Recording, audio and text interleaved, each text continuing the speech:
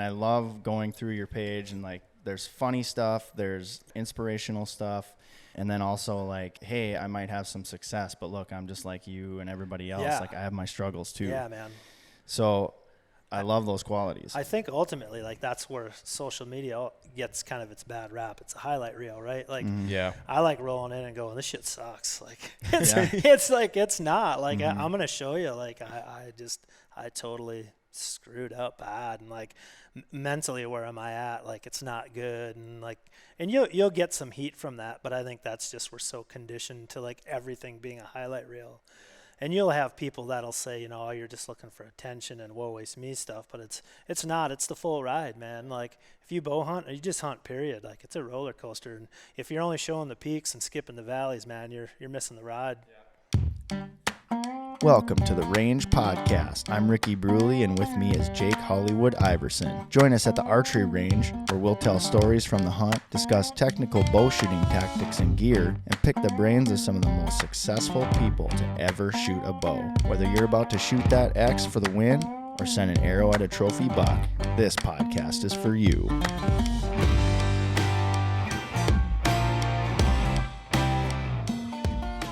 The Range Podcast is brought to you by Vapor Trail Archery, makers of the best bowstrings money can buy, originators of limb-driven arrow rest technology, and innovators of Stokerized stabilizer systems.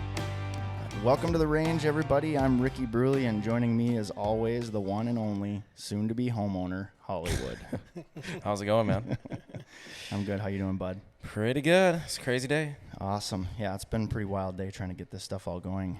Thank you all for joining us today. You can also find the video version of this episode on our YouTube channel, the Vapor Trail YouTube channel, so please head on over and subscribe. Today, we have a local hero in the studio, even more so than Hollywood, if you can believe that.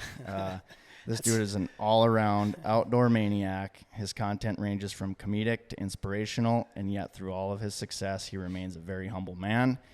A combination of qualities that are hard to find these days. But enough about me. Let's welcome Josh Wells to the range, everybody. I'm happy to be here. Thanks, guys. That was a hell of an intro. I started to tear up a little bit.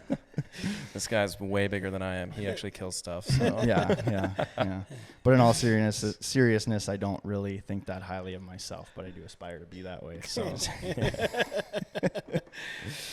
Yeah. So, Josh, how did you get here? I mean, what brought you to where you are? I mean, not exactly Vapor Trail, but maybe Vapor Trail. But I mean, where are you at, man?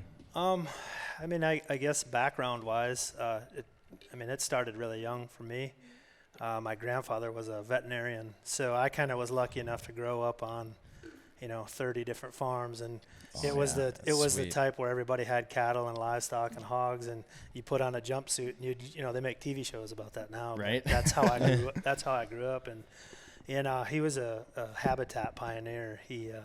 Duck hunting and waterfall were bigger than Christmas in my family, and same here. Yeah, and so he was inducted into the Minnesota Waterfowl Hall of Fame, and I got to do a big speech for a lot of amazing people that have done a lot of amazing stuff for the state. He's won county conservation awards. He's made over 100 wetlands. Like I said, he was a pioneer. So for me, growing up in that environment, like I just took to hunting and just ultimately being outside, and I think that's where it all kind of starts. Yep. And and it just I duck hunted with my grandma when I was super little. Like it was just a thing. And then I grew up and kind of like graduated into deer hunting, and my uncle's bow hunted, and it just kind of like it really festered. It's the only argument my grandpa and I ever got in was he said, when you get older, you're going to slow down, and I hope he's watching going, God damn it. Not yet. You were wrong. So, and it just kind of like, ultimately I was given the opportunity to explore my interests and have that freedom, and I just ran with this whole thing, and I love it. And I ultimately can't do it enough. Yeah. I can come back from a trip, and people are like, well, you take a few days or a week, and I'm grabbing my stuff and leaving for the next thing. Right. And you had brought something up earlier about balance, and that's ultimately what it is you got to find out what your balance is. But yeah. And then I started doing, I actually went to school, and I got a degree in graphic design. So it was visual communications, where I was editing and doing graphics and photography and stuff like that. And ultimately, this was a way to put the two of them together. And I started kind of my own platform, which is now Wells Outdoor Journal. And it's just a way that I can show photographs. I really enjoy writing. And through that, over the years, I've done it for a long time and done some videos on YouTube and made a lot of connections, and which ultimately has put me in this seat. So I'm super grateful for all the different platforms and things that we have access to now. Yeah. The interweb's pretty amazing. Dude. Yeah, for sure. As much as we want to get away from it. Yeah, right? It still has its place. Yeah, right? ultimately, if you use it for what it's, the positiveness, what it's used for, it's an amazing tool.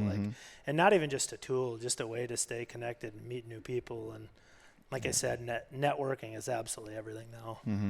Yeah, for sure. You have so much packed in there. Wells Outdoor Journal. I mean, how long ago? When did you start that? When did that? I want to say I originally started that in 2007. Wow. Okay. And that just kind of came through again, people that I met, and I'm pretty animated, and I tell a lot of stories. And they're like, you need to write these. And that's kind of when blogs were getting to be big. And I kind of started a blog, and it just slowly turned into this and that. And I really liked photography and taking pictures. Well, then I started doing a little filming. I had an old one shot that did, HD footage. So I started filming stuff, and I was putting it on YouTube, and that a lot of that stuff, like my early stuff, really blew up. And then, it kind of transformed into it was ultimate. What transpired back into that was it was the Minnesota Outdoor Journal. But I just do so much stuff. I've, like I said, from this circle to made my circle bigger, and now I'm venturing out and I'm doing a ton of stuff outside of Minnesota. So that's kind of why I decided to somewhat kind of rebrand it to Wells Outdoor Journal. Okay.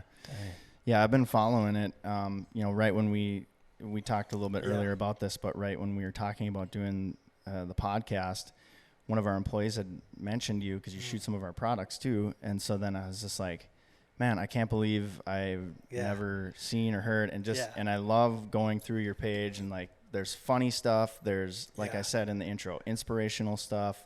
And then also hey, I might have some success, but look, I'm just like you and everybody else. I have my struggles too. Yeah, man. So I love those qualities. I think ultimately, that's where a lot of people lack, is that's where social media gets kind of its bad rap. It's a highlight reel, right? I like rolling in and going, this shit sucks. It's not. I'm going to show you, I totally screwed up bad, and mentally, where am I at? It's not good, and you'll get some heat from that, but I think that's just, we're so conditioned to everything being a highlight reel. And you'll have people that'll say, oh, you're just looking for attention and woe is me stuff, but it's not. It's the full ride, man. If you bow hunt, you just hunt, period. It's a roller coaster, and if you're only showing the peaks and skipping the valleys, man, you're missing the ride. Yeah, for sure. And I think when you say that, it's, to me, I think it adds a genuineness to a person, right? Yeah. But again, you still have all those individuals that, they're going to find a way to razz you or whatever it may be. Yeah. But then, so I'm playing through a bunch of the reels that I watched of yours today, and one of them kind of struck me, and I was just like, oh man, because you go, no, I don't want to guess the score of your deer. Yeah. And I was like, shoot, I recently just did a post like that.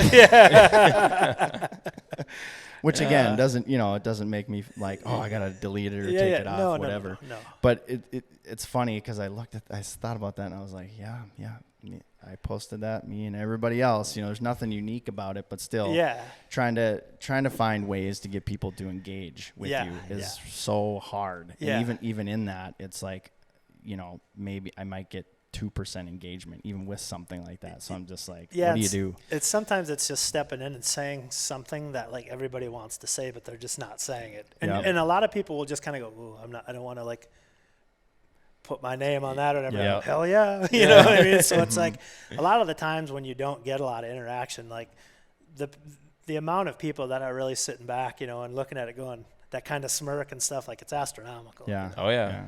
Yeah. There's, you could just roll like me. I almost always stay off of the social media. I check it just cause I'm I don't know, we've got vendors and dealers and everything. So I kind of just keep an eye on what they're doing. Yep. Check for the support, but like when I finally post, I think Instagram just gives me a boost because it's like, oh, that guy's still alive. So yeah. So yeah, I have greater respect for those guys though that are posting like, you know, like Matt Singer and yourself, you know, both of you guys will say, you know, I didn't get him this time or something like that. And it's like, you know, that's the true, you know, values of hunting, like you're saying. And then all of this work we put in, then, you know, sure, you can post that too. But like, as long as you're transparent, show it, and you have a stage, you know, show everyone that you're just as normal as us, I guess. I did I call it the trilogy of me shooting a bear with a longbow. It took me 3 years, and you know, I mean, I hit animals I didn't recover, and I showed everything, all of it, like, and I took some major heat, you know. But it's like, I'm not gonna not show you this, like, because ultimately, like, that's the buildup, right? Like, the only reason something is just like euphorically cosmic, just like when you get there, like it's just like. That's because that buildup was so great, you know what I mean? Like that journey and that grind and like all this bad crap. Like without all that, this isn't going to be that great. If you roll into there your second evening, you shoot the thing. Don't get me wrong, you're still going to be out of your skin. But when you have a 3-year buildup to something and you're standing over it and it finally came to fruition and there it is, like, dude, like you said, that's cosmic, man. Like, sure, it's huge. So it's like I'm not going to show you like that. To me, that's good content. So like when we do finally get to that moment, like.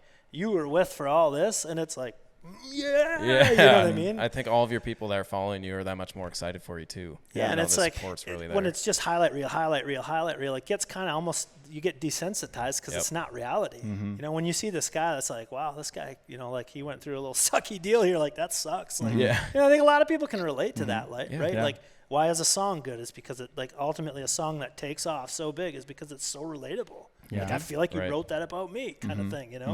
And when you can watch something and some guy's like really struggling, you know, and I mean, I think most people in the hunting world, especially archery, can really relate to that. Oh, yeah. I was just going to say that. Look at the success rates, you know? Not that great.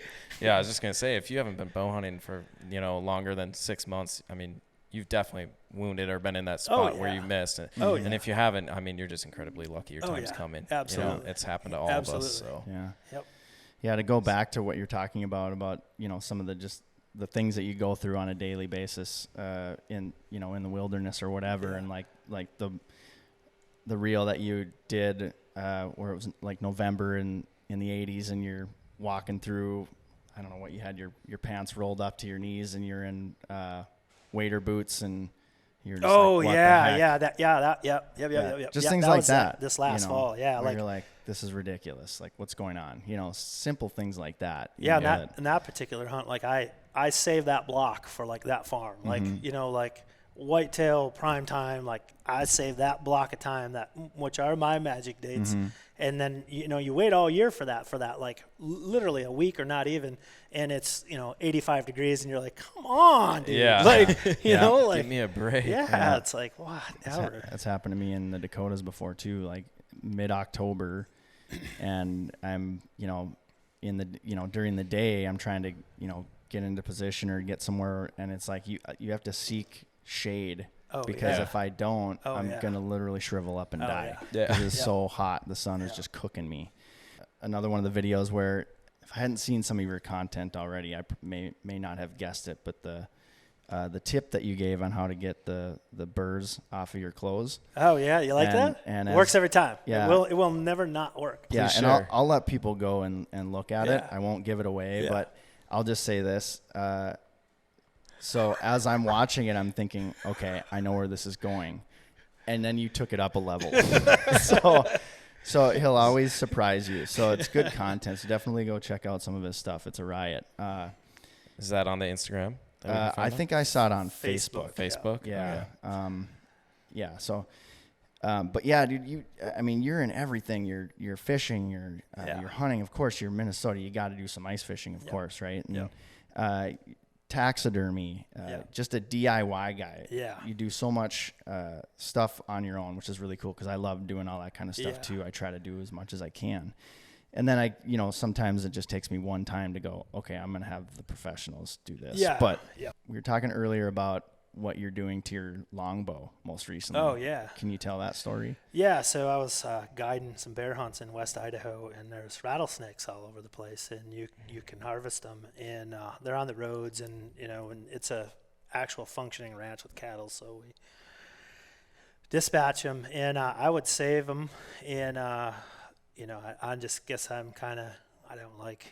try to find some cool way to use everything or save stuff, and I've got a longbow that I use currently, and I'm just going to be backing it with the snake skin. So it's my first time doing it, and it's like I said, it was a learning curve, but I'm excited to do it again because it's not perfect, but I learned a lot in the process, and it still turned out really awesome. I think the people, once I show it complete, like they'll be pretty pumped about it. So yeah, it was super fun, like stuff like that. Just kind of like, I don't know, making your own stuff unique and, a little personable. It makes the journey a little bit cooler, you know. Yeah, it's pretty sweet. I when I first really learned about you, it was through a hunting partner. You might know him, Sam. Yeah, oh yeah. Oh yeah. Yeah, he's always, turkey season. So my scope for you was just like, oh, this guy's just like a turkey guy. But then I find out you're like doing everything. But it was like 2 or 3 years ago when we were in the blind. He's like, oh, Josh John Wells, he just killed a bird or something. Like it's just like he's like, you gotta watch him, you gotta follow him, you gotta see what he's doing. And then lo and behold, I finally killed my bird last year. And he's like, I'll take care of the fan. I didn't see it forever. Yeah. And I'm like, what did he do with it? I didn't really totally care. Like the memory was there. So I'm like, cool. I know he's got it. I can go pick it up whenever from him. And then all of a sudden he's like, your fan's done. I'm like, what do you mean it's done? So he surprised me with Josh's work, and it's pretty stellar. It's awesome. I mean, I can't wait to have it in my house. I'll probably tear it out of here when I get our house, but it's an awesome fan to have in the shop. It's sweet, knowing that you're a hunter and fisher and guide and everything else, and you're doing taxidermy somehow. I mean, how do you fit all that in? I mean, everything is like, it's all pretty seasonal. You know what I mean? So it's like this block of time is this block of time is this, and this block of time is this. So it doesn't overlap too much. In the turkey fans I just really enjoy doing it, and it's another way to kind of express creativity into something that I enjoy. And to me, it's like when I walk in and anywhere in anybody's home that they have a piece of art that I did, is like, that's the highest honor for me as a creative person. But like in that sense, and it's a win-win, because I mean, it's just a little side hustle for me that helps me pay for fuel and some gas or some tags and whatnot, so I really enjoy that. And again too, like I really love turkeys, and to me it's like just a super honorable display when you can make them look as beautiful as you can and other people enjoy it. I just think that's the ultimate. Yeah, having it here in the pro shop, there's a lot of people that stop, like, sorry Rick, I mean, you've got your fans up there, but then I've got that one, and everyone just like stops and they're like staring at it and looking at it, and they're like, where'd you get the fan? I'm like, oh, well, I might know the guy that did it. So it's like, if you ever kill one, hit him up. Yeah, for sure. Absolutely. Yeah, and when he brought it in, I was like looking at it. I was like, oh, see, now I really like the way that he did this. And so now I want to change mine to be a little bit more like that. But no, I think it looks really good. You did a great job. And so I like how you got the beads on there and the way that you put the spurs on. It looks really awesome. Yeah, you did a really good job. It's funny too, because like when I found out that you did it, like Sam finally texted me, said that you did it. I was like, oh, cool. And like still kind of unknowing. I talked to the guy out back that follows you pretty heavily. And he's like, no way, Josh did yours? And I'm like, oh, yeah. I brought it in. He's like, dude, that thing's so sweet. So he's pretty pumped. Yeah. But yeah, it's awesome. The amount of support that you seem to have, that's just like, it's awesome. Is it growing pretty big right now too? Yeah, it's just like it just kind of never really stops. And the more I get into different things, and just kind of with everything else too, you have a niche, audience, but it keeps growing. Again too, there's a lot of people that, it's amazing how many people will watch your stuff, and you don't even realize that. Like I can be in Shields or something and somebody will stop you, and I've been at ice fishing and people recognize you, and it's and it's things that you never, it's just I'm just an ordinary dude from southern Minnesota, you know what I mean, like. And I mean, I guess I think where I kind of come in that's a little bit different and unique is like, I can say that I've kind of been on both ends of the spectrum where, I had the life that, you think you're supposed to live through society, where, you get the good job with the good benefits, you have the long-term relationship, and you have that thing. And I did that, man. I did that for a long time at a great union job.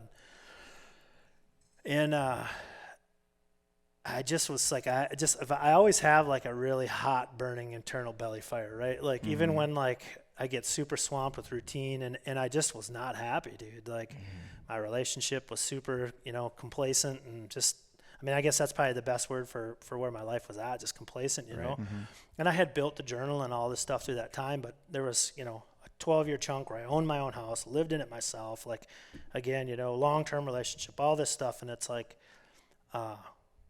it was just like, there's got to be more, I just had that, like, there's so many things that I want to do that I know I'm not going to be able to do if I keep this cycle up. We'll be right back.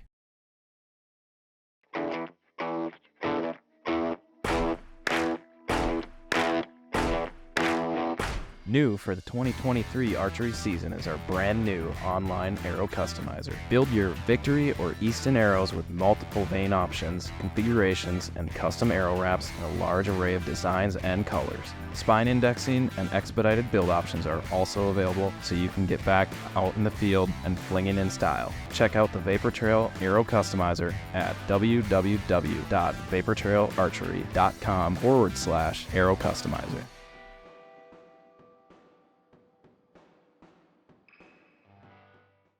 Well, and it's amazing how fast, like, your life can change. And it's like, I lost, I left that job. The job I left for didn't turn out to be what it was. My long-term relationship ended.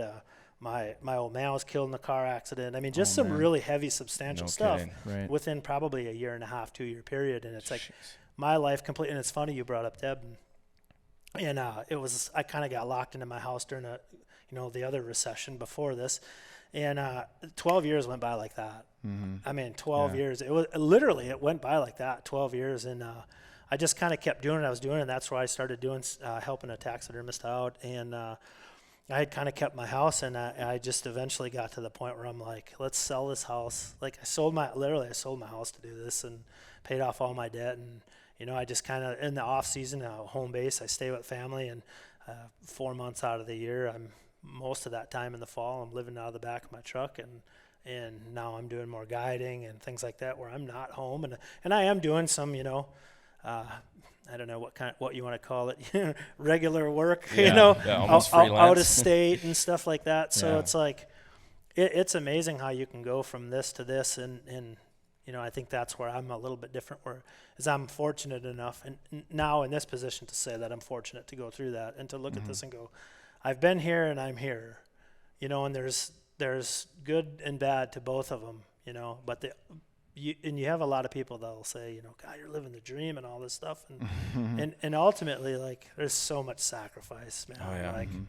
I'm not married. I don't have any kids. And a lot of that's because I do a lot of what I do, and it's super hard relationship wise. And having a big, beautiful house, like, I get it. Like, I love all that stuff too, but it's, it all comes down to the sacrifice, and it boils down to your level of balance. Yeah, I've got a really like out of whack balance. Like it's up there.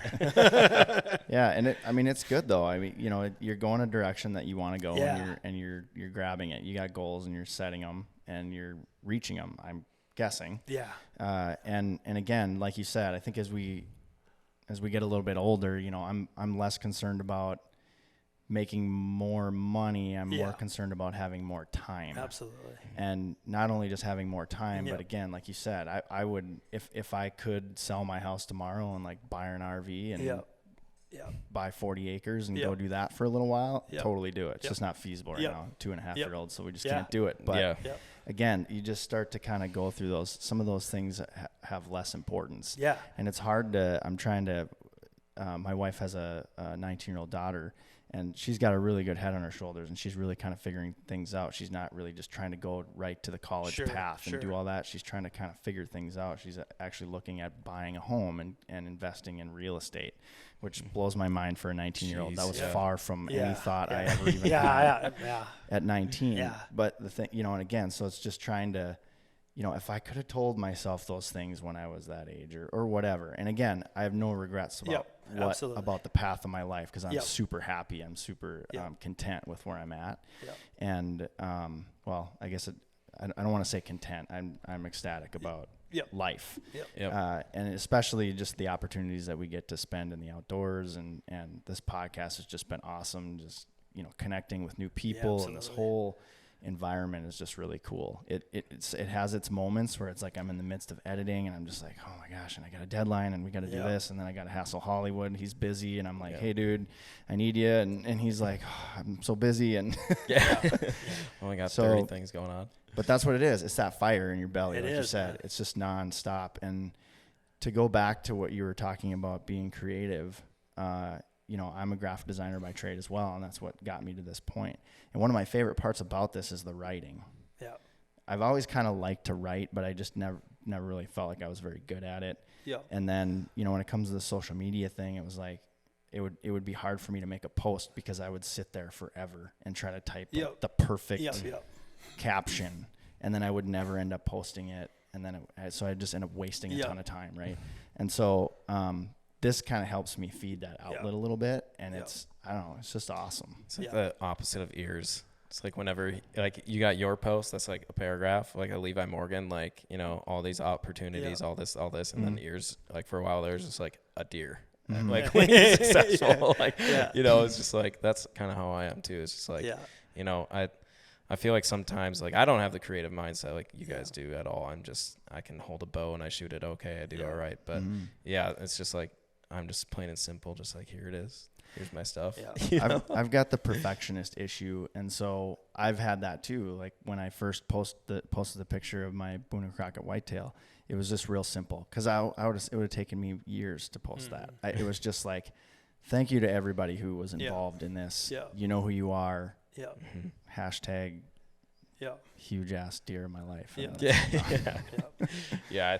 I think a big thing too that's like wrapped up around all of like the hunting communities. Like, I feel like a lot of guys like look in from the outside and they're like, you know, I want to do that. Like, they've got their 9 to 5. Yeah. And then they're like, I really want to do that. I really want to do that. And we've said it before on the podcast. Like, we work in the archery industry, but we're not like hunting all the time. I mean, everyone can do it. Just put in the money toward the tags, you know, and take the time off. But it's really like, you don't have all that much time. You know, you're busy. You're jumping, you know, state to state, doing this and that. It's like, it's cool, but like you said, there's the sacrifices behind it. So you know, much, that can be just money, or it can be family. And you look at some of these big hunters, like even Jason was saying last week, it's like, he's got 2 kids.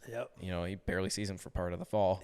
You know, it's like, you got to really understand there's more to just like being able to run up this mountain and post a picture like, hey, look at me, I'm hunting, and you know, cross country doing this shoot or that shoot. It's like, man, there's a lot there. And like, I ran into Sawyer last night, and he's going to be going to Ireland, and that he's a target archer, so he's always traveling, and especially during the summer. And like, I didn't even think about it because he's got a girlfriend. I'm like, okay, well, that could be like myself and my wife, and you see each other for a month maybe or less at a time, then you're gone again.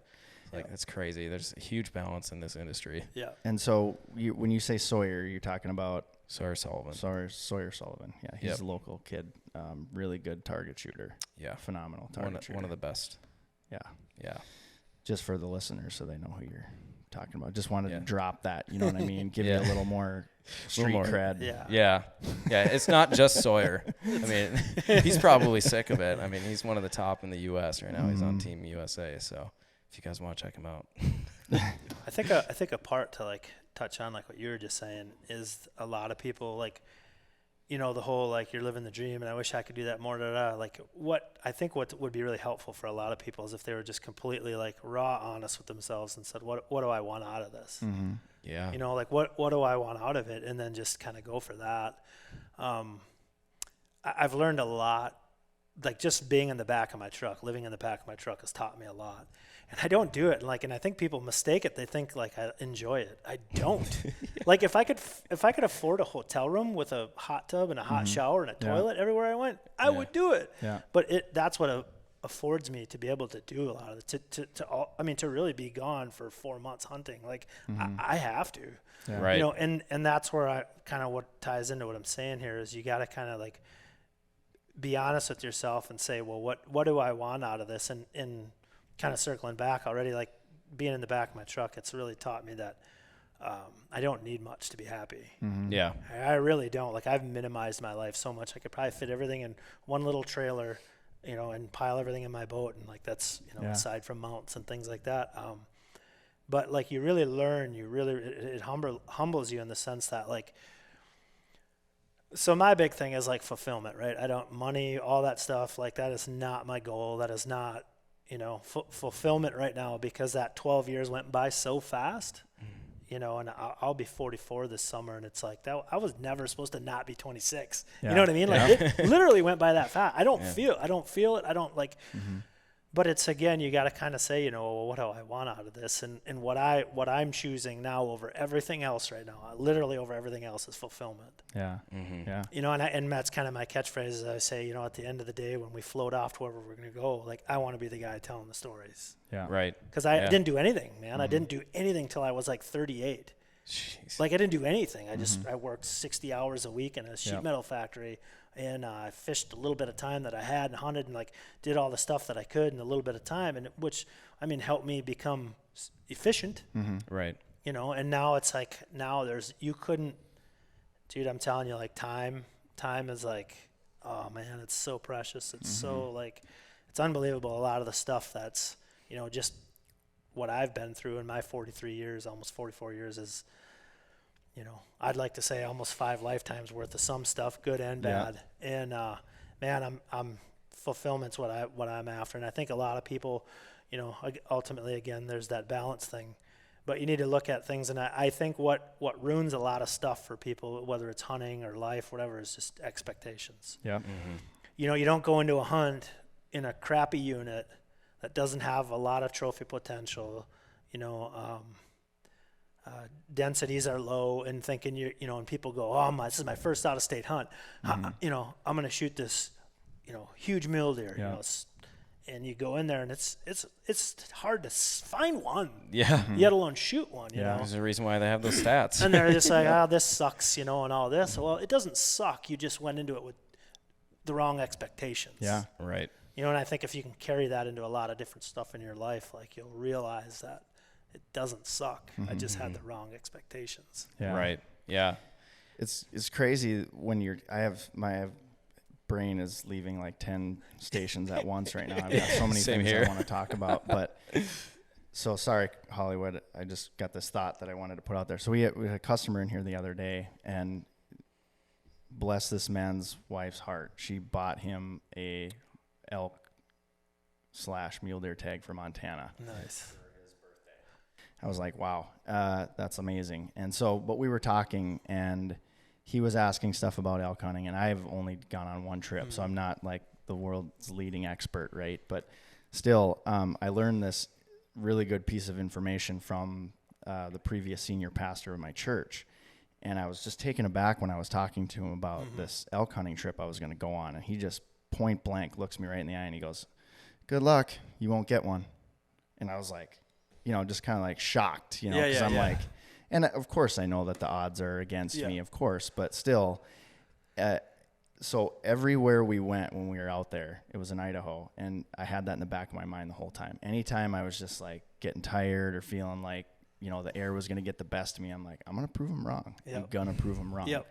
And I didn't. But anyways, so I kind of, but expectation, right? So again, that helped me go into it with not too much expectation. And again, just trying to enjoy the trip in the moment, you know? And obviously, you know, the people that you have with you are really important as well. And when I was out there, I was with my buddy Joe, and he's just athletic as all can be, you know what I mean? So he has no problems running around. And so it got to me the first day or whatever, but still, we were able to match each other's strengths, you know, in a lot of ways, and talk each other off ledges and do all that kind of stuff. So that was really, really good on the trip too. But just like you said, or what I was saying to that customer is, I was like, well, you know, if you look at the statistics, they're against you. So, but again, you know, just, you know, do everything you can to get your calling down. And I was like, make sure Chuck Adams always said, you know, if you got 2 tags in your pocket, pick one. And so I'm like, I would focus on, if it was me, I would be focusing on elk. Heck, if I see a mule deer, well, then maybe I'll divert. But elk's going to be my goal. And so I'm like, stick with that. And then, again, just keep the expectations low. Be prepared to have a blast either way. Yeah, and that's another thing, too, where social media kind of comes in with the highlight reel. It does tend to get your expectations a little higher than because you're seeing the highlight reels, and I think it's kind of tough, for a lot of people that don't experience it, and they're super jacked up for their first hunt, and they go and they're just kind of takes the wind out of their lungs a little bit, and it's like you got to understand though. I mean, that's I know this is a whole nother can of worms, but that's why it's ultimately like it's called hunting. Yeah. You know what I mean? Like, I know it's such a cliche phrase, but it's like, that's what you're going to do. And that's what you got. Like that tag is a rite of passage to do that. And when you get out there and you're actively hunting, mission accomplished, dude. Like you're hunting. Yep. The killing the thing, man. I mean, it'll come in due time. I promise. And when it does come, just enjoy the ride, enjoy it. As much as they suck when you're in them, but the valleys are so important, man. Yeah. And again, that just falls into that expectation thing where, and I understand, you don't really know, especially for Western stuff, until you get out there. Yep. I mean, it's a ball kicker, man. I mean, it's not, and with people nowadays that are hunting and not hunting, and I think again that's why a lot of people don't, is just their expectations. They go out and they're like, well, this sucks, I'm not pounding fish, or I'm not flocks of birds coming in. Well, it's not, you got to have a little bit better expectations with stuff. And I think once you can get into that mindset, like you'll really start being more fulfilled on your hunts, and ultimately that will lead you to a lot more filled tags. I tell people, like, I'm not some super awesome hunter. I'm probably one of the most persistent bullheaded dudes you'll ever meet. Like, I've just persisted myself into opportunity. You just don't quit, even when you don't know, you just keep doing it. And it's like, man, you kill this and you kill that and you kill that. And it's like, dude, like, that doesn't just happen. You know what I mean? Like, I promise you, even just the struggles that I show, there's a hell of a lot more of them than even what you're seeing. Like, I mean, so I think people, like, we talk about odds and numbers, and I try not to get too into that. Like, I do, as far as like applying for tags and different things, but because that can really get in your head, man. Like that guy, like, I totally get where he was going. He wasn't trying to be malicious, telling you you're not going to get one. Presentation maybe was a little sucky, But I mean, ultimately, that's what he was trying to say to you is like, and it can really get in your head. You used it for motivation. A lot of people don't. I would say most people use it for like, they're getting close to tapping, and then that pops in their head, and they tap early, and they're just like, this is dumb. It's 3 days we haven't seen one, or 4 or 5 days we haven't seen one. But I mean, you only have one tag in your pocket. You only need to see one. Yeah. Right. Yeah. Some of those valleys, that they're so important. I think like, crucial. Yeah, like that's how you learn to be better. And like, I'm still fairly young, I'll say, but like myself, I feel like I already know so much more just because I've failed so many times. That's right. So it's just like every year I feel like I'm gonna be that much more successful. Yeah, but and that's called growth. Yeah, and having that mindset of expectation, I think, definitely changes some things too. Where, I think even Rick was just saying, like, with North Dakota, last year was the first year I ever made it out west. So, I went there, honestly, the first time just thinking this is a scouting trip. I probably won't see much, and it turned into, totally different story. But I mean, it's just like I didn't expect to kill, but like you said, life is so much highlight reel that's just like, oh my God, like, the fear to fail is so huge. Yeah. But, ultimately having that expectation of like, maybe I get one, maybe I don't. It's whatever. But yeah, like toward the end of that 12-day stint when I went back out there, it's just like, I'm going all the way to the end, not giving up. Like, and for us guys that like live in the Midwest, it's like you're driving, like Rick, you were like 20 hours out to Idaho. It's like, dude, you got one tag and you took how many years to get it?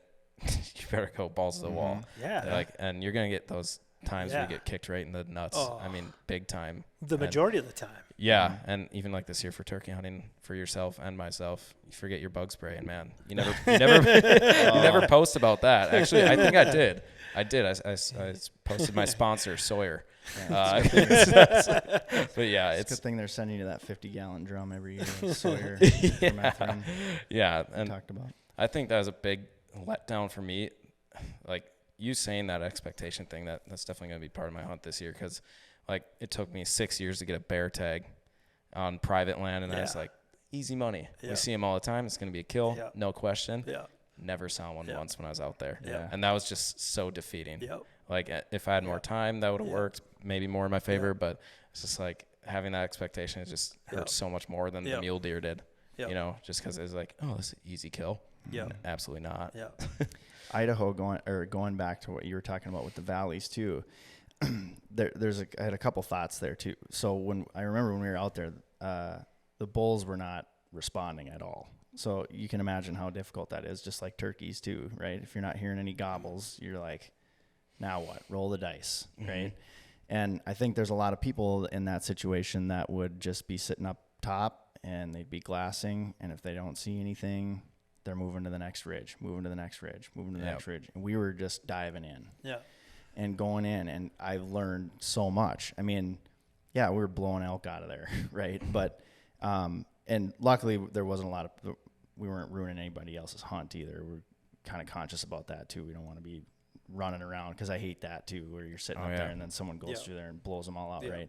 But we're just like, all right, we got to go down in there and see. You know, it's completely forest covered hillsides, right? So you can't see in them. So we just go in there and just start slowly working our way through and getting through all that deadfall, and it's a nightmare. It's a thick nightmare, but we learned so much. We learned where they were bedding down, where they were staging, where they, you know, it set us up in ways that even though they're not responding, we have a pretty good idea of where they are.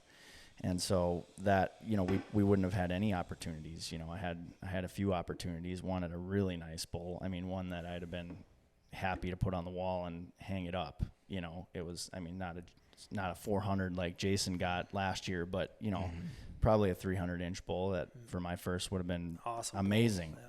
But it just didn't work out. I got caught, and I was really relying on my camo to get me through it, and the bull was like not having it, and he got out of there and then raked a 8-foot pine tree into a toothpick and then never came back. So, but I mean, just kind of diving in there and working hard, and that makes it all worth it too. You know, I think in a lot of times in that situation where you said, well, people will be up on top glassing and just kind of looking, nothing's talking. What popped into my head initially was that a lot of people will be back at their truck eating peanut butter and jelly sandwiches, bitching about how terrible it is.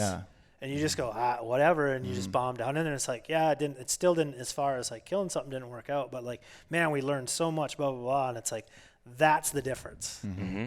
That is the difference, right? Like, so now you learn that. Now you carry that over into your next one, and your next thing, and your next thing.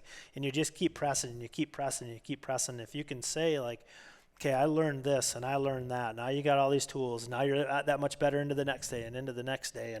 And what it all pertains to is just putting time in. Like, that is the number one thing, is just putting your time in. And when that comes, that's not up to me, that's not up to you, the universe, or whatever, the higher power, dude. Like, whenever that meeting is meant to be arranged, that's when it's going to happen. And if you're not putting your time in and you're not doing it, and I mean, anybody can do it when it's good. Right. Like you said, they're not, nothing's talking. Same thing with turkeys. You know, people will go out in the morning, birds aren't gobbling, they pitch down, and like they'll sit for an hour, this sucks, and they leave. I mean, you know, 10 to 2 is like, you'll kill more turkeys if you stay out there from 10 to 2 when they come back to sound check you, the calling that you were doing this morning. Most people, what happens turkey hunting is they'll be gobbling on the roost. They pitch down, they gobble a little bit, they get with their hens, and they go away. They're like, they went the other way. No, turkeys are amazing. Like, sound-wise, they've memorized where that hen was coming from. They'll go do their thing, they'll split up, and then they'll start searching. And that's when you kill them. With pinpoint accuracy, mind you. Literally. It's insane. Like, I've watched them, they go total opposite way, but and they're on. Yep, 90% of the people in that scenario go, they went the other way. They sit for an hour thinking maybe they'll come back, and then they leave. Dude, bring a sandwich.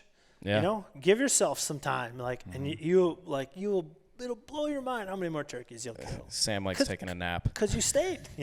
Whatever you got to do. Yeah. Yeah, Johnny said that in the podcast too. He talked a lot about that, and I think you did too. Yeah, about the midday birds. Midday, yeah. And then I can't remember who it was. I think the hunting public. I can't remember who they were interviewing, but he had said, he's like, if I can get a turkey to gobble at 1:00 in the afternoon, he's most likely going to die. The odds of you killing him are exponential compared to any other time. Shane Simpson is kind of the same way. Like, he likes that noon to 2 bird. Yeah. Like, it's almost a guarantee in a way that you're going to kill. I mean, my problem, like I've said before, I work 10 to 2. Yep. So most of us do. So it's like, and I was trying to get them in the morning, and then I have to bail. But for the weekend warrior, when you have the time off, I stay for that time, and you get lucky sometimes and they come right away. When you're guiding, what is your main species, or I mean, what are you? Bear. Are you you are bear guide is the main thing? Yeah, because it's the time of year. Gotcha. So like this year I took on spring bear hunting on a ranch in West Idaho, and I just love it because it's that time of year. It's like there's turkey hunting there, so I can guide some turkey hunts. So I'm not losing my entire turkey season for myself. So that's like the hard part for me. Like, that's why I don't guide nearly as much in the fall, is because I'm not at that point in my life. I want to shoot stuff. I want to hunt in the fall. In the spring, I really like guiding turkeys and stuff like that. Now with all these people really, really getting into bear hunting. So I had an opportunity this last year to be a part of a ranch, and moving forward in the future, I'm going to continue to keep doing it. Is the spring bear stuff, and it's amazing. It is like hunting big game in the spring and summer. I mean, dude, what? And I just really through the years, I've done a lot of trapping, and it reminds me a lot of it. I love the baiting process. I think it sucks the stigma, the bad stigma baiting gets, but learning, dude, you're in a big, huge drainage and trying to figure out, I'm at a 44,000 acre ranch, and it's trying to figure out what these bears and what they're doing. And I mean, just setting the baits, right? Like, just setting these stations up. You're on a big drainage and you put a bait up in a chute, and it's you have to figure out, where is the wind going to be coming and pulling through and out of here? Where can we put clients that they're going to be safe from the wind and the bear? There's just so much involved. Right. Because the hard part that a lot of people don't realize with baiting is they know that those donuts and all that shit didn't grow there, right? Yeah. They know that. It's an unnatural food source. So they know automatically going into this thing, there's an associated risk with me being in here. Which heightenedly, think of that. If you're deer hunting and a deer knew that, going through this, you built this funnel or a tunnel, and this deer had to pass through the tunnel, he'd be like, screw you, I'm never going through that. Right. So I mean ultimately that's what you're doing, and you try to get a big bear in daylight, and in these setups, and then get people on them and in front of them, and just running the baits themselves, dude. It's so much work. Yeah, you would think from the outside looking in, again, me waiting 6+ years just to get a tag, and then it's so easy. Yeah, exactly. It's just a bait site. They go there all the time. Yeah, right. Wait till they wind you. It turns out bears are as smart as turkees sometimes. It's crazy. It's really actually hard. It's to extremely actually hard. Everything fall through, and then you do it on top of that with these drainages and 44,000 acres. There's a lot more hills out in Idaho than there is here. So and you got different winds working your and the ground we were in was some of the nastiest ground I've ever even seen. It's rough stuff, you know. And it's the thing, here in Minnesota, the problem you see a lot of people talk about with bear hunting, the big deal is guys will always say, well, I've been hunting my bait and it's active, it's getting hit. I leave, I go hunt it, and then I leave, and then the bear comes as soon as I leave. How can I get this bear to come to the daylight? Well, not be there. Yeah. He knows you're there. So when a bear leaves and then the bear's on your bait and you're watching this on your camera, what they do, and it's a lot easier for them to do here because the vegetation is so thick. They'll do 100-yard, 200-yard circle around the bait until they get your wind, because they know that bait, there's an associated risk to it. So in order to enter it and to go into it and be vulnerable like that, they're going to do everything they can to make sure that it's safe to go in.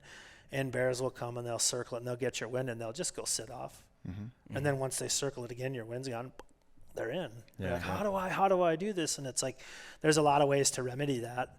There's some, and sometimes you can't. Yeah. And it's trying to put and that all boils down to like location and trying to put some type of barrier, a river, a stream, a pond, a slough, a swamp, a brush pile, something where that it's going to, hence they're circling you and trying to distract them from actually, if there's, say you put your bait station and 20 yards behind it's a big lake. Well, they can't circle you. Right. So if you set up your stand on that prevailing wind and he can't circle you, I mean, there's just a lot of stuff like that. And then once you learn what trails are entrance trails, setting your stand up for the prevailing below that. But then you throw an elevation and now you've got a whole different deal. Yeah, right.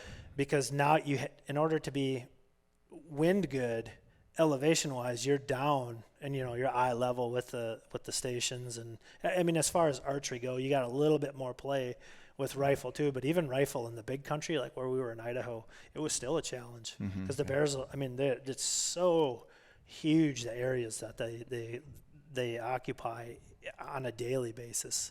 So it's, I mean, bear hunting, like that's where my head went to right away as soon as you said that. Oh, slam dunk, and it's like people say the same thing, a big huge private ranch, like it's just pew pew pew pew pew, whatever one you want. I want one this color. I want it doesn't like it is not like that on a private ranch. And the most, like, the best conditions you could possibly get, it's still hunting. Like I tell everybody, like, you got to understand, like, these animals don't want to die. Like their number one job every day of every minute is to not die, and they're damn good at it. Like they're really good at it. You want to know how good they are at it? Look at all the technology we have. Look at all this fancy stuff we have, all this time and all this gadgetry and all just everything we still and look at our success rates are still low. Low. Like, where's the animals credit here? Yeah. You know what I mean? They don't have anything but their nose, their eyes, and their ears. Yeah. Right. Yeah. And for bow hunters, it's like it's crazy. Almost all across the board, it's like 8%. You know, and some units are probably lower than that. Yeah. Like, if you're talking, like, we're obviously more bow hunting based, but it's like, dude, the number, everything's stacked against us. So it's like, a lot of people think it's fish in a barrel, but it is not a chance. Man. Anyone who's hunted them knows it. I mean, that's why I brought out this world record in the Ricky Bruley record book. That's my biggest bear. But it's a beautiful story about that bear is same thing. When you started talking about it, I was thinking my biggest challenge was to get him to come out in daylight. And so I think the first bear I shot was maybe 2 or 3 years prior. And again, we have, I think, 4 or 5 guys hunting. We got 12 baits we're running.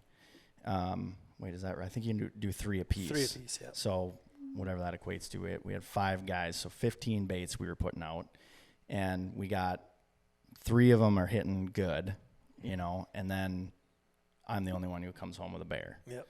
And I wasn't real picky, so it was a 100, 130 pound sow, average size, great bear from Minnesota, right? Yeah. But then, so again, same thing. A couple years later, we all draw tags, and it was the same situation. And everybody hunted the first weekend. Bears weren't coming in. We had cameras out. We had footage of bears coming to baits. We had color phase. We had all kinds of really unique bears. But none of them were coming out during the day. And all those guys only hunted one weekend, and then they bailed. They were done.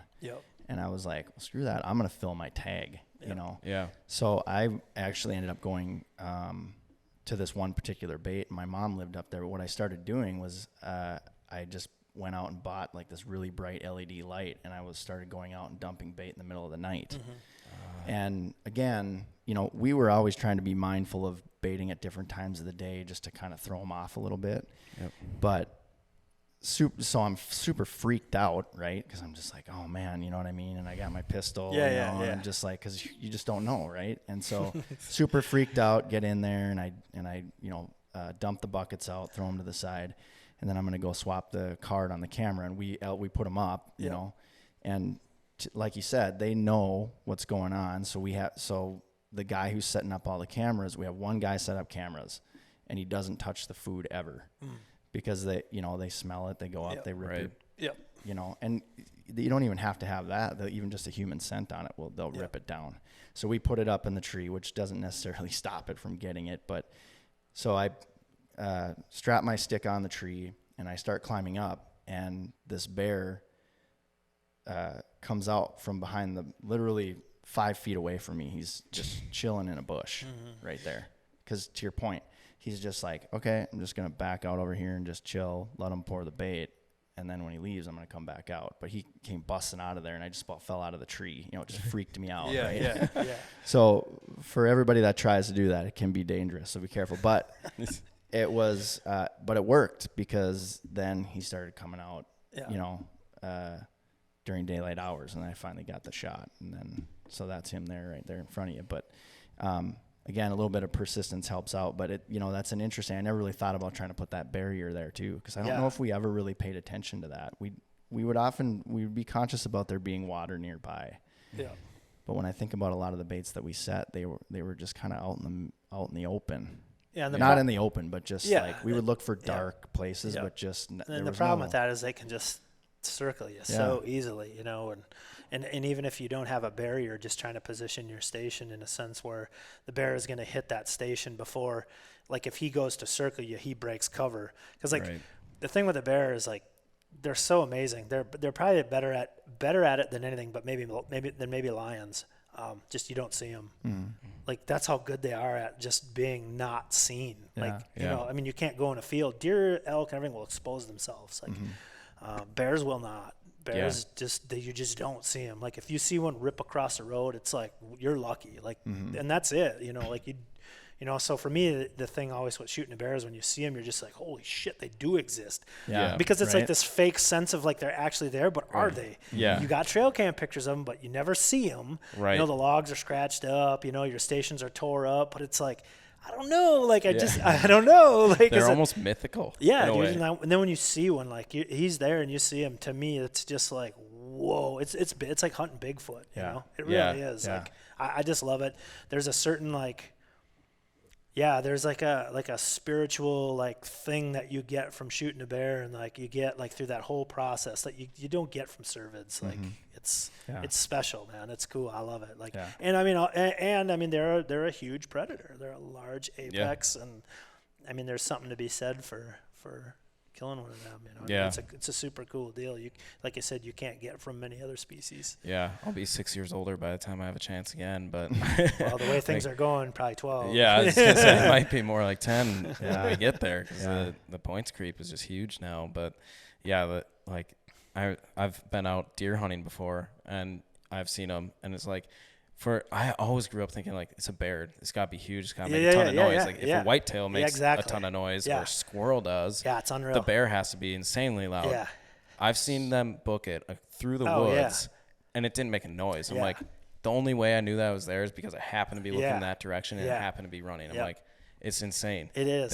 They are very quiet, very, under the radar. And that's where like a lot of people like that's what they think is this big I'm just gonna come in knocking trees over, rip the barrel off the tree and throw it over their shoulder and off they go. They're not. I've killed a pile of bears, and I want to say just off the top of my head, like I've probably heard 3 of them before I seen them. Yeah, you know, I mean, it's just they're just amazingly stealthy. Like they're just an amazing creature. Like and that's the same thing that goes for size too. Like this is a great bear. Like I'll tell people, you lay a 250-pound bear down on the ground and you lay a 150-pounder next to it, there's really not a lot of difference. It's just their outline is an inch and a half bigger. Yeah. You look at a 350, 400-pound bear, it's a huge bear. And it's like most people, when they see one, they're lucky enough to get one that big, they're like, that's it? Like that's because they think there's going to be this this massively huge thing laying there, but they're so dense and they're so compact, and when you see them, you don't have like a lot to judge. That's where people they're really hard to field judge, and it's like when they walk up on one, even if it's a really great bear, they're just kind of blown away by how actually kind of small they are.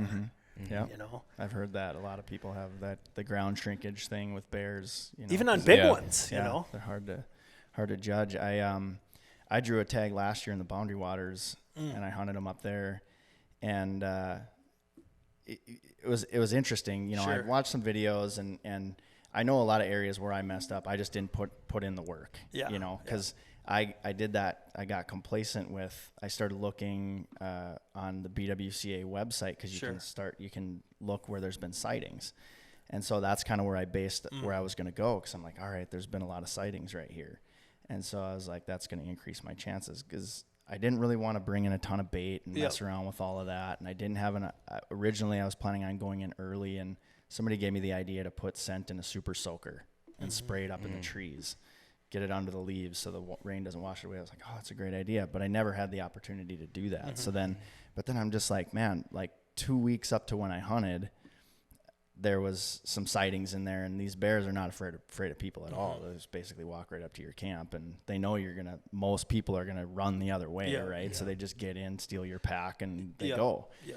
And so I'm thinking, all right, well, sweet. I'll just be frying up bacon in camp and lace one right in camp. And it did not go that way. Yeah, it was like it's like suddenly the instincts kick in, and they're like, I'm being hunted right now. Yep. And that's the difference with bear hunting is because you are doing something that lets them know you're there. Yeah. Yeah. And with that comes, these animals know right off the bat, like, there's a state of vulnerability there that they have to like heighten their senses to be careful around. Yeah.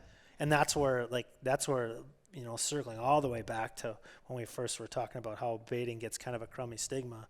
And that's kind of why. And it's like, it is so unbelievably difficult. And a lot of the bear groups and stuff that I belong to, when people say like, well, I want to do this, but not baits, it's like, yeah, it's like I know what you're thinking, dude, and it ain't that. You just brought your success rate from 10% to about 2%. Yeah, so, I mean, really. Yeah. Good luck. Yeah, they're just so elusive. And to go back to what you're talking about too, I remember just watching. I've got film of one bear where he would lift his back leg up over just the smallest little twig, so cool, just not to make a sound or anything like that. And then going back to when I was in the Boundary Waters. As I was paddling in, there was a guide that was coming out, and he had two other canoes behind him. And so he goes, well, which campsite are you staying at? And I told him which one, and he goes, oh, there's a big bear over there. And he's like, 600 pounds easy. And I don't know. Maybe he knew, maybe he didn't. But I think everybody's a little bit deceived by their size, right? Yeah, so I took that with a grain of salt. Yeah. But at the same time, I was like 6 or 7 miles back, and I'm thinking, gosh, if it really is a 600-pound bear, getting that thing out of here is going to be a nightmare. Yeah. You're not so then I'm sure like, you want it. I don't know if I want to shoot a bear that big. So that was kind of going through my head. Yeah. I mean, the opportunity didn't come about, and so I had this idea where I was going to fish, and I was going to eat the fish, and then I was going to use the carcasses or the guts for my bait, and get up there, and I'm slaying smallies all day long, and I was like, oh, this is great. I don't need to keep these. I'll come back out and try again later. Well, then weather come in. The bite dried up. Now, the weather came in. I couldn't even get out on the lake. Oh, sure. Even because I was solo. Yeah. So I'm like, shoot, what do I do now? So then while I was shooting ducks off the shoreline, and I was using the duck carcasses, and as I'm sitting in the tree, I don't know if it was a pine marten or a fisher. I can't tell the difference between the two, but it was coming in and stealing them. Oh, really? Yeah. And can't do nothing. You know, I can't. They're not even in season, so I can't trap them. Yeah. So I'm just up there. I'm like, man, if I was in a survival situation right now, I'd be screwed. Like totally screwed. I mean, you are surviving, right? But I've got dry. I've got dehydrated food and all that kind of stuff. Right. And I wanted to try to live off the land as much as I possibly could. Yeah. But it was super fun, and I want to do it again. I applied, but I didn't draw this year, so I was kind of bummed out about that. I was surprised that I drew the first year. But then I thought, well, it's the Boundary Waters. There's probably not a lot of people trying it out.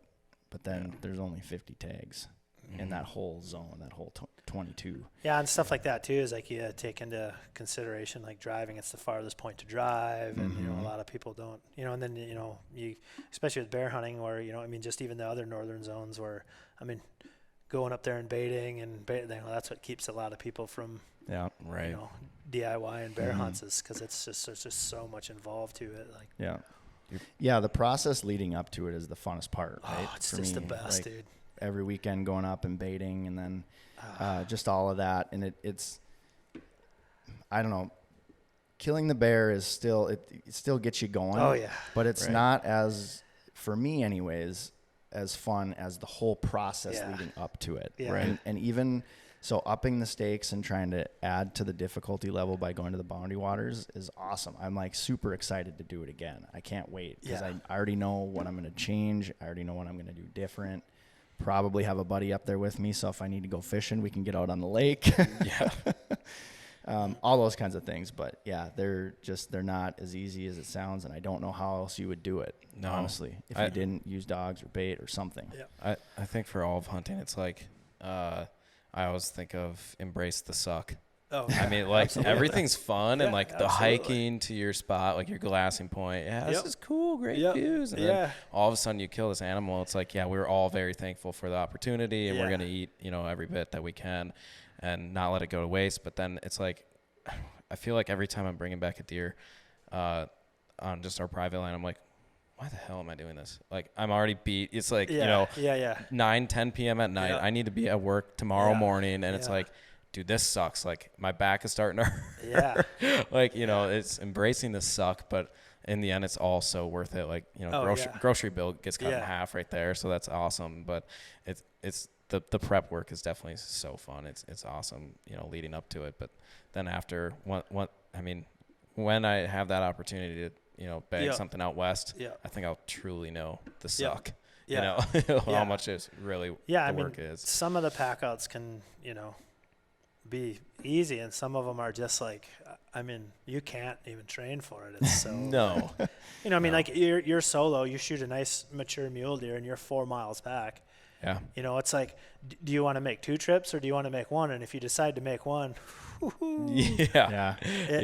it's, but like you said though, that's what, doing a lot of these different hunts is, it reminds me a lot of like trout fishing, right? Like, trout aren't the biggest fish in the world. They're not, get some hate on this, but they're probably not the best eating fish in the world. They're good, but like they're not, but they live in the most beautiful places. Yeah.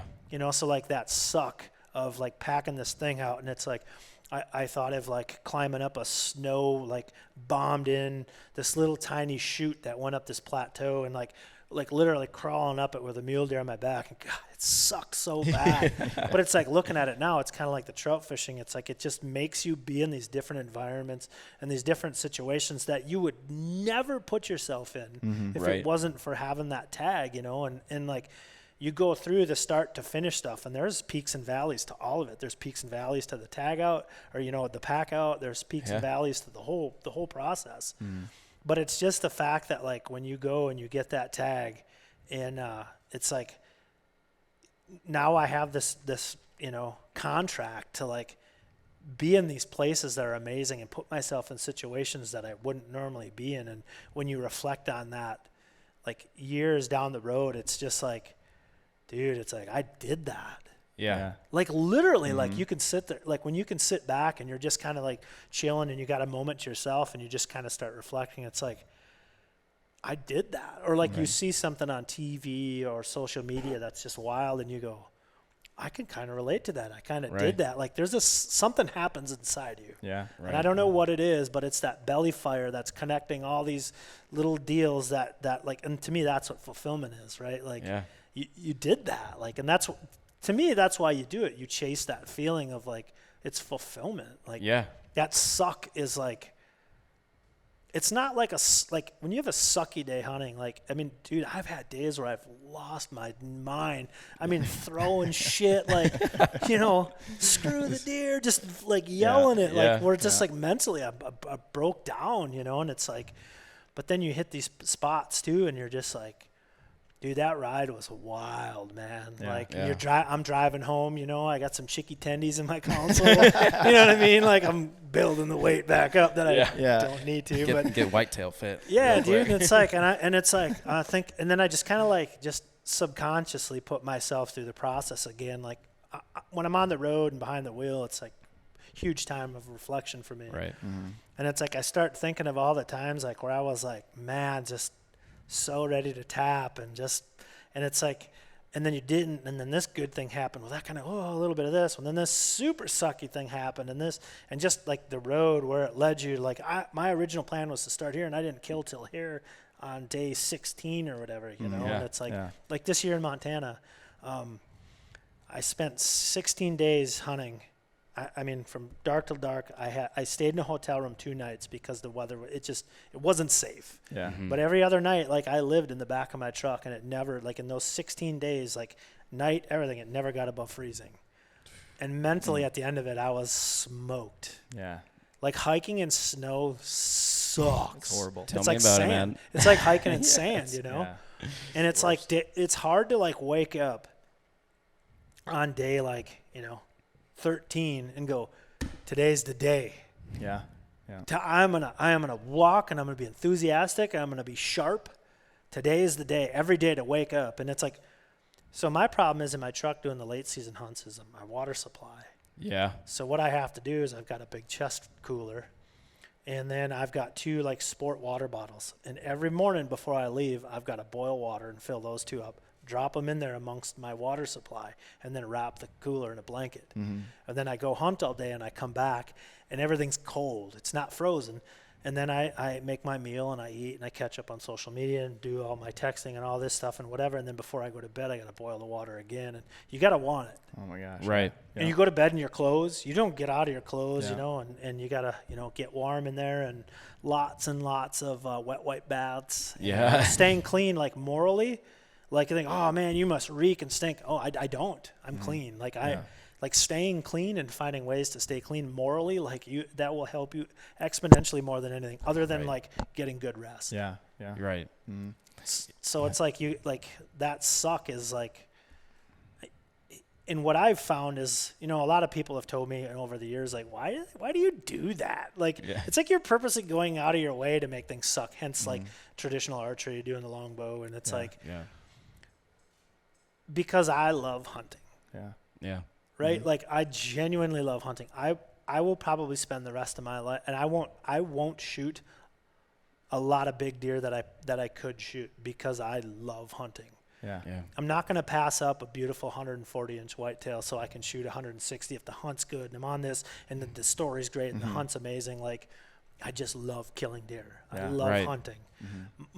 And again, it's expectations. There are guys that like, and there's levels of graduation, and like you just kind of plateau on certain ones based on kind of like your belly fire and what you're willing to do and like how bad you want it. But it's where I'm at, and I've got friends that say, dude, why, some of the deer I shoot, and it's like, man, she could shoot a bigger one, or you could do this, and you're putting all this time in, and it's like, I get it. Like, I don't really get too involved in, all this and that, but it's like, I just kind of smile and whatever, because like fulfillment's what I'm after. Yeah. Yeah.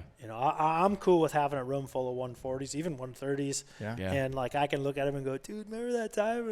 Yeah. You know what I mean? It's like, Yeah. because I'm not like, I think a lot of people get too wrapped up in the whole number shit. You know what I mean? Like, Yeah. and it robs them of a lot of joy, because unless you're like graduating to a point where you say, and I don't really like saying I want to shoot 170-inch deer or bigger. Well, I'll just say, I would like a 3.5-year-old or bigger, a 4.5-year-old deer. And, we just get so wrapped up in numbers, and it just really robs a lot of people. And again, I mean, ultimately you could say that circles back to the expectations thing, Yeah. Yeah. And, I just wish, the same thing, score my deer. We're so hyperly obsessed about numbers, and man, I'll never be that guy. It's just I'm not wired that way. Like I realize if I sit in this tree for another 7 days and I pass up these 150s, there's a pretty solid chance I'll kill a 160-inch deer. But there's no way I'm not passing that up. Like like the sun is beautiful, dude. Like I've been waiting for like these conditions forever. This deer's got a beautiful cape. Like it's cut. Like I mean, I can smell him on the grill already. Like I enjoy hunting. Yeah. Right. And there's a difference, Right. and and you really like gotta again be honest with yourself and say, what do I want out of this? Because if you go into it going, I want this big monster deer, well, we all do. Yeah. Right. Yeah.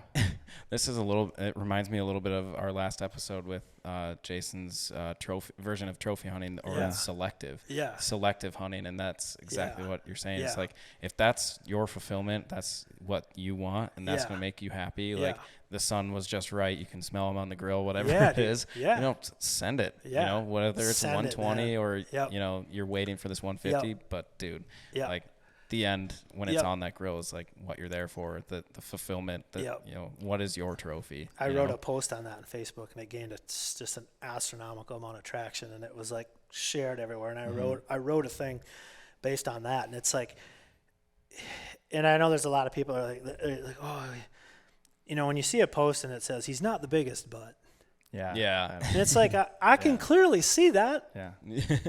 Like, could you could you imagine if everything you killed was your biggest? It would suck. It would suck.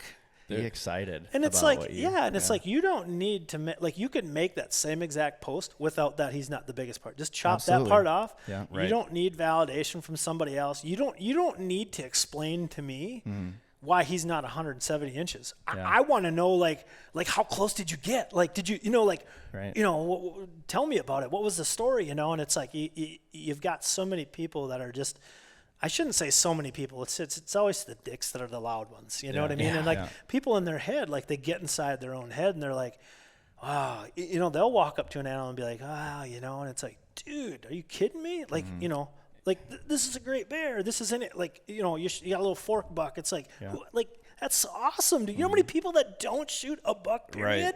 Yeah.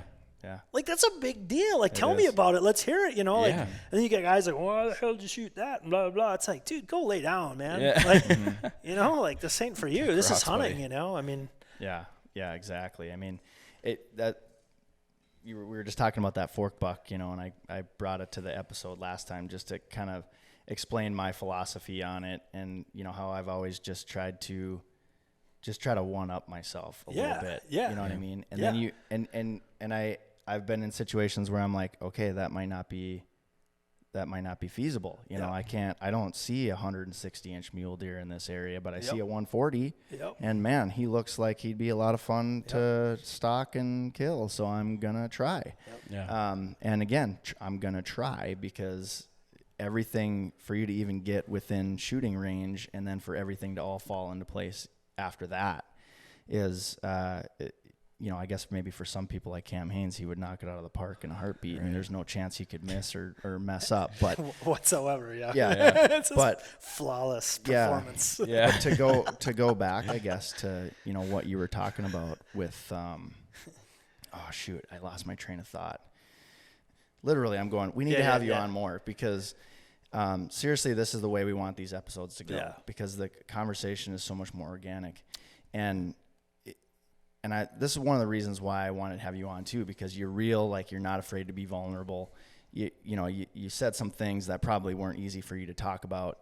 And so thank you for that. And, you know, for giving us some of that insight. Cause I'm over here too, sometimes wanting to say, not in the, like, but when I'm writing, I'm like, oh, should I talk about that? And then I'm like, that's too personal. But then I'm like, well, maybe it's not, you know? Not. And again, I'm not going to, you know, I would want it to come up more organically and not just start, you know, boasting about me or whatever. But to go back to talking about just, this was my thought. So bingo. When you're talking about the light bulb, like the literally, people, I saw it. I was like, oh shit. I'm gonna edit one in too, on the video. But so when you were talking about people asking you like, why do you do it? You know what I mean? And I oftentimes ask myself that when you're sitting out and it's late November, you know, and it's snowing and it's sideways, and you're sitting there for like 4 hours, and there's literally a layer of ice building up on one side of your body because it's just building up, right? And you're just sitting there, you're shivering, you're freezing, you're cold. Why do you do it? You know what I mean? Especially with as many times as you're going to probably do that and maybe not even see a deer. And that's where I think a lot of people, they just think, you know, oh, well, there's a deer running around. I see deer trails. I see this. I see that. There's definitely got to be a deer that comes by. So then oftentimes, again, I'll have people ask me that, but I ask myself that, why, and then I'm like, well, cause I need that. It's my therapy, right? Like it's my, like you said, on your drives, that's your moment to reflect, your time to reflect. And more often than not, I find myself pulling out my phone and doing this, So again, I have to like force myself, put the phone away, like, cause that's just how I deal with my ADHD, right? In the stand. But, then I started kind of thinking, and this is not to take away from the love that you have for hunting, because that probably supersedes this by any means. But I started thinking about the subconscious thing as to why you might do it, right? And so, you've got this new thing where people are doing these ice baths, and they're kind of putting themselves through these struggles, right? And so, they talk about it, if you go to church, or if you're spiritual, they talk about that a lot too. Like if you're on a bad road, just, this is the path. This is what's going to get you to where you need to be. Sure. And you don't understand it now, but just, you'll figure it out later. Yeah.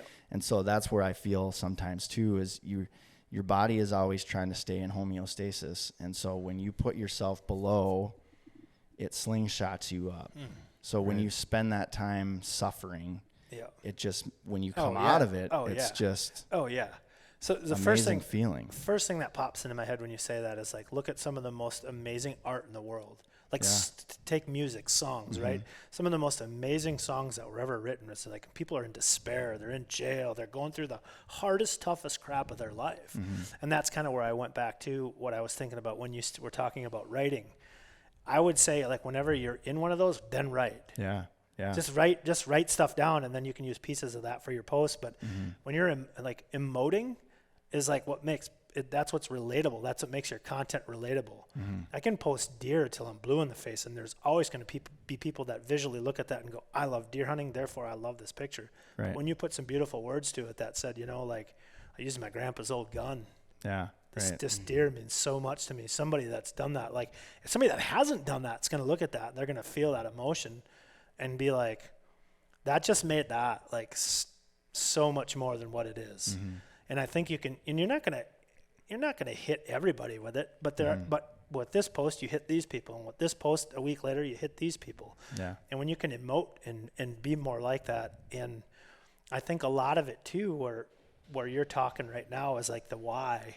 I think for a lot of people that have a higher balance, it's a lot of that has to do with its primal. Yeah, right. You have that hunter gene, you have that drive, like that goes back how many umpteen years. It's a primal thing in select people that just really can't get enough of it, and they enjoy this. And the suck part of it is so like, it's just as weightful as the high parts. Yeah. Because if you don't have one, you don't have the other, and it's just this thing you're just going through stuff. Right. And again, I think that all kind of boils down to the primal part of it, that's what keeps pushing you into these situations, and you're doing it. And once you're there, you're like, man, this kind of sucks. Why am I doing it? And then wow, this was fun. What a good day. And then like once it's all kind of wraps together and it's sitting there and you're sitting over your animal and you're done and you're eating like literally the shittiest meal, but it's the best meal you've ever had because you just went through all this stuff. It's 2 a.m. All your stuff's back and it's done. Yeah. It's done. And you're sitting there and you're like, I'm so emotional in those moments. And it's just like this right here, I will chase this feeling that I have in my entire body right now for the rest of my life. And nothing can stop me. Yeah. That's how I feel right now. Yeah. It's like that, the velvet muley that I was showing you back there. When I killed him, I watched him for like 4 or 5 days until the opportunity. You created like this relationship. You know what I mean? Like it's so And when I finally found the opportunity that I thought was the best, right? And we've talked about this before too. Like if you haven't explored the area, like you have no idea what's between you and that deer. Yeah.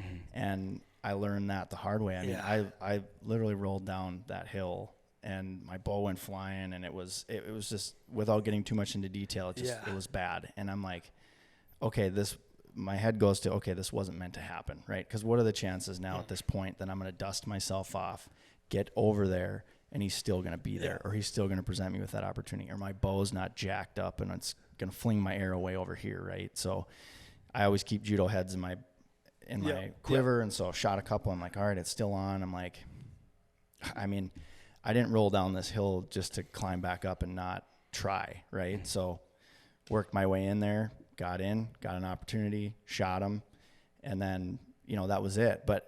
And it was super, just so much more fulfilling, right? Like Jason talked about how he was chasing after this really big mule deer, and when he finally got the opportunity, he got out of his truck, climbed under a fence, got his crosshairs on it, you know, from right off the road, and then decided this just isn't right.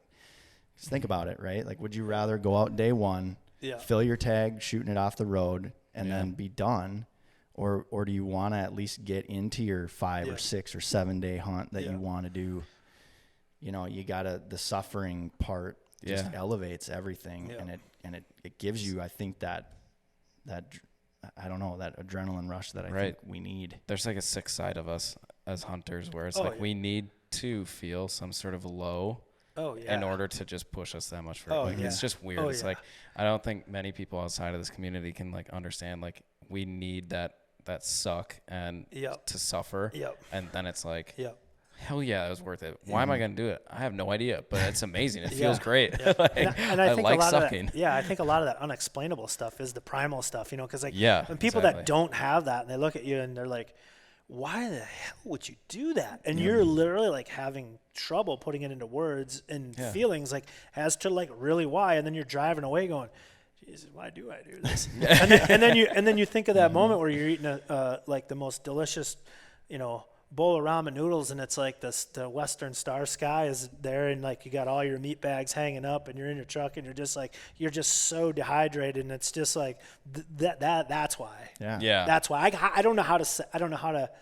You know what I mean? Like, you can explain that and describe that like beautifully to somebody, and it's still like, unless you're in that moment feeling all those things and it just funneled down into that, it's like there is no media to be able to like put that inside you. So you can experience that why. Just the way you told it just made my hair stand up, you know, just like thinking about it, you know, and then to actually be there and experience is like nothing else. Yeah, and it's like I can describe that scenario that I did, and literally that was a South Dakota experience I had bow hunting, and it's like, but instantly, like it's a trigger for memories and fulfillment that you have, and you bring that to the forefront, and it's like, oh yeah, like that time I was bear hunting, and I'll, you know, like, and to me, like, that's kind of like in a nutshell what fulfillment is. Because at the end of the day, that's literally the only thing what's in between your ears you're taking with you. It is the only thing. It's the only thing that you get to have forever. Forever. I can go buy another house. I can go do, you know what I mean? Like, I can't shoot that bear again. I can't go through this season in Idaho again. I can't, like, and all these like one time kind of like, and I mean, really, that's what hunting and fishing and all that is. Like, it can never happen again. That day is that day. You'll never, you know, I don't want to say you'll never catch that fish again, but it's like, these are all things that are like, once it happens, and you have that. And to me, like, at the end, whatever that is, like, when you can look back and go, you can feel good about being proactive with your balance. You know what I mean? And you can look back at it and go, because there's going to come a time when I mean, there is an end game to this. Your physical health and all that stuff is going to, you know, you're not going to be able to hike 10 miles in inclines and whatever. Not me. And you're going to, but there's going to come a time where you're going to have to like realize that this is going to slow down whether you want it or not. And are you going to be okay with it when that time comes? And I think that's kind of my mantra is, the inspiration thing, but a little bit different of an angle at it. And it's, you know, you just got to start. If there was something that I could say to anybody for a little bit of advice, it would be just start working a little more at sacrificing some comforts to do things that you enjoy to do. Your life will improve exponentially. Definitely. I'm talking, dude, like stuff like downgrade your cable package. So you're saving $40 a month. Well, at the end of the year, dude, that's a couple tags, or that's your gas is paid for. Fuel is the number one cost of stuff now. Yeah. Like to drive out to Montana and back. Now you got your fuel covered. You have no excuse now. Right. And then you're like, I got $800 that I could use for fuel. Just that little tiny thing, that belly fire, little stick on it. Mm-hmm. Mm-hmm. Yeah. And I mean, that to me is like the meaning of life, dude. Just keeping that belly fire hot. Yeah. Keep it rolling. Keeping it hot. It's twofold, because if you're not sitting there watching TV, you're doing something maybe more productive. Yeah. Reading a book or, anything like that too. So definitely. Well, hey man, we're gonna probably cut it short, but we got to do this again. For sure, man. And you're close, so that's cool. Oh yeah. We got your bow. We're gonna get some new strings on it. We're gonna get you some new arrows, so you'll be back. For sure. So I don't know if that'll work out that soon, but definitely want to do this again. Yeah. And we could talk for days, I think. Yeah. This is awesome. Yeah, for sure. I mean, seriously, if we could have broke everything, if I could have wrote an outline as you were talking, I'd have 10 questions after. I know. Yeah. It's just the stuff that you're saying. I'm like, okay, there. And then there's always afterwards, and you're done, and again, when you're kind of reflecting, you're like, I wish we did, and then, this and, you know. Mm-hmm. But yeah, I would love to have you on again. Well, Josh, so where can our listeners find you out there in the digital world? I know you're on Facebook, right? Yep, Facebook and YouTube are pretty much my biggest. And I would say, just for my demographic, I probably do the most of my stuff on Facebook. Okay. And that's just Wells Outdoor Journal. Okay, perfect. And we'll link to that too in the video. Mm-hmm. And we'll get a card in there too, a banner in there for you too, so we can maybe try to send some people your way. Even though we have more to benefit than you do. Yeah. So hopefully we get some of your people. Yeah. That's exactly right, man. It's a little barter system. Yeah, right. Is the YouTube the same then? Wells Outdoor Journal? Yeah. Okay. Yep. Sweet. And I'm assuming that'll be linked on the Facebook as well. Yep. Yeah. Sweet. All right. You can find us on the Range Podcast on Instagram, on Facebook, and you can find me, Jake Ivy 3 on Instagram, and Jake Iverson and Hollywood in parentheses on Facebook. It's really weird because right here I don't see all those commas. Where what all those you didn't like my pauses? I can redo it if you want. No, I'm just kidding. I had to bust your balls. I like doing it like that, as really leaving a lot of cliffhangers there. How's it going next? Mule deer. So y'all can find me at ricky.wayne80 on IG and Ricky W. Bruley on Facebook. Please be sure to head over to Vapor Trail YouTube channel. If you like the video, hit that thumbs up button and make sure to subscribe so you can be up to date in all things archery. Once again, thanks, Josh, for joining us, man. Appreciate you guys having me. Blast. We definitely look forward to having you on again. He's coming back. Absolutely. We got so many things to talk about. You're a great dude. Thanks for putting yourself out there and doing all that. That's huge. And with that, we're gonna pack up our bows and arrows and we're gonna leave the range. Have a great day, everybody. Peace. See ya. Vapor Trail is now offering an exclusive discount to the Range Podcast listeners. Enter promo code TRP15, that's TRP15, at checkout for 15% off VTX bowstrings and Vapor Trail and Stokerized branded t-shirts, hats, and other gear.